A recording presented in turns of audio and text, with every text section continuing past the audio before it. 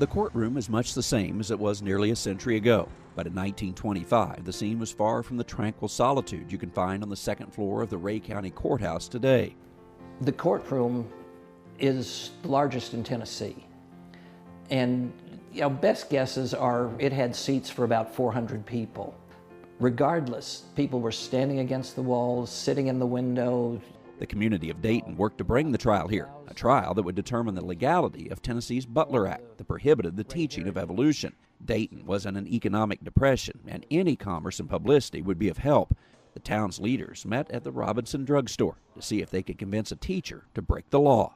They saw this as a way to both gain publicity for the town, attract business, and to legitimately test whether the law was constitutional.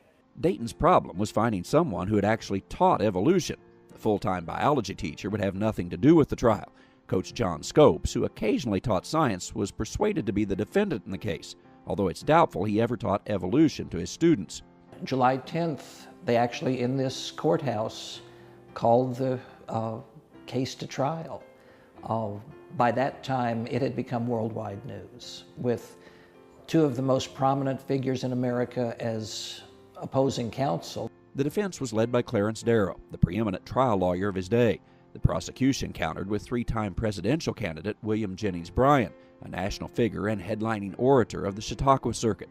By early July, the eyes and ears of the world all seemed to be on Dayton. Well, at the end of the trial, Bryan said, "We understand that more words have been sent across the ocean to Australia and Europe about this event than any other event in American history." Every July, the town of Dayton holds a festival, and part of that event is the reenactment of the final day of the trial, when Darrow made the unprecedented move of calling Bryan to the stand for answers about the Bible and evolution. I believe in a God that can make a well, make a man, and make them both do as he pleases.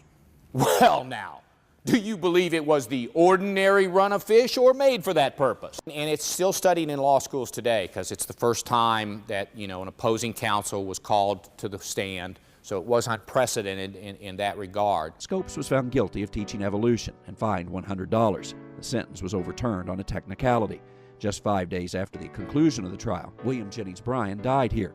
In the end, Dayton had received the commerce and publicity it had desired, but it had also paid the price of negative press. As for Scopes, he went on to study geology at the University of Chicago and spent many years working in the oil and gas fields of South America. Although decades have passed, the impact of the trial is still felt here in Dayton.